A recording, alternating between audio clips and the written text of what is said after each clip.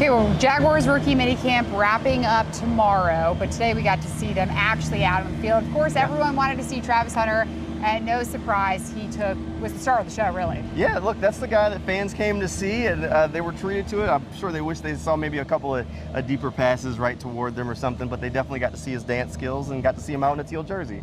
Yeah, impeccable dance skills, obviously. We only saw him really working with the offense, but Liam Coen does say that next week he'll start working into the defense as well. Yeah, look, that's the thing. He is a two-way star, and I think people kind of course corrected when they heard some of the reports that he would major on offense. Yes. And they started to assume that he wasn't going to play defense. And the thing is, he was always going to play both sides of the ball, and he was always going to get plenty of time on both sides of the ball. It was just a matter of where he would start. Yeah, and Hunter already said that he's been working with the defense, maybe not on the field from what we've seen, but he's excited just to get right into it on both sides of the ball. And I think what we like about him, he's very carefree, what it seems like, but he's locked in.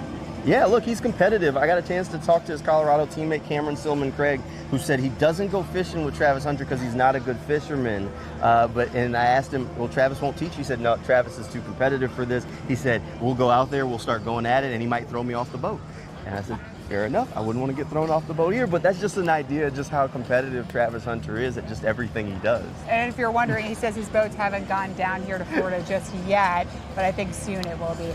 Talking about some of the other rookies, I asked Liam Coen, the head coach, what are the other rookies that have really stuck out? He mentioned linebacker Jack Kaiser. Yeah, look, Kaiser is definitely one of the guys that he shouted out, saying he was in fantastic shape. But, I mean, this is really early to really get an idea on any of these guys. This is kind of their introduction to the NFL, and Liam Coen talked about, like, they were just doing basic things. How to line up in a huddle, how to break a huddle, because they don't do that in college. And I feel like rookie minicamp is a lot more about that than necessarily impressing out there. I mean, there's a handful of guys that are definitely starting to make their marks. I mean, Danico Slaughter, an undrafted free agent from Arkansas, was getting some looks on special teams, which is going to be the path onto the roster for a lot of these guys. So I think those are the important things. Learn the basics now. This is your crash course into the NFL before the real practices start. We talked to a few of the rookies after practice. I asked them what they were most surprised about.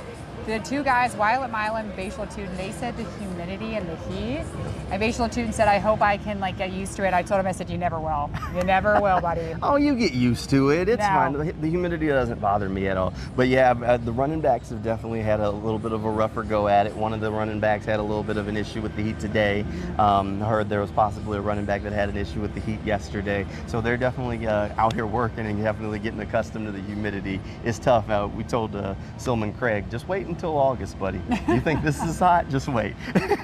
I think all in all, though, we can see these guys look like they're really excited to be out here. They're really excited to be with the Jaguars.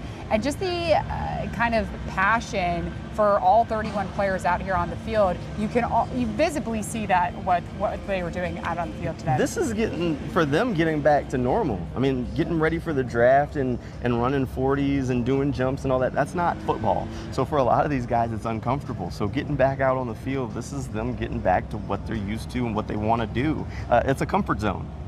Yeah. Okay, well, coming up, we have OTAs. The first OTA we actually get to see is May 19th, but they'll start getting into work. That's when we really get to see everybody, though. Yeah, that's when they'll get out on the field with the group, and we'll start to kind of get an idea of what the full group looks like together and kind of start putting the pieces together, and then we'll see how they go through that in the mini camp. And the next thing you know, it's going to be training camp. I can't believe it. 2 months away from training camp. It's come as quickly as we know it, and it's only going to be hotter than now, which I'm terrified about.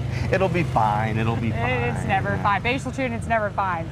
Okay, what exciting times here for the Miller Electric Center. Hopefully the excitement and the passion could translate to the season now. Yeah, look, I think there's definitely going to be a lot of excitement about this year. The next big stop for fans is the schedule release that's on Wednesday.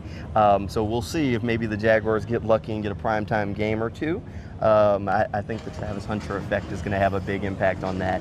Look, I think he's going to bring the excitement. I mean, you don't get an opportunity to land a possible superstar like this. I was here when the Jaguars drafted Trevor Lawrence, and the excitement from that was sky high until the team wasn't very good, which wasn't Trevor's fault overall. It just was a a bad year for a lot of reasons. Coach didn't fly back, whatever. But I don't think we're going to have those problems. This is a much better football team, much better put together. I think people are going to be able to enjoy this go around with this superstar player. I think we're going to see a whole lot of 12 jerseys in the stands this year. Oh, absolutely. Hopefully.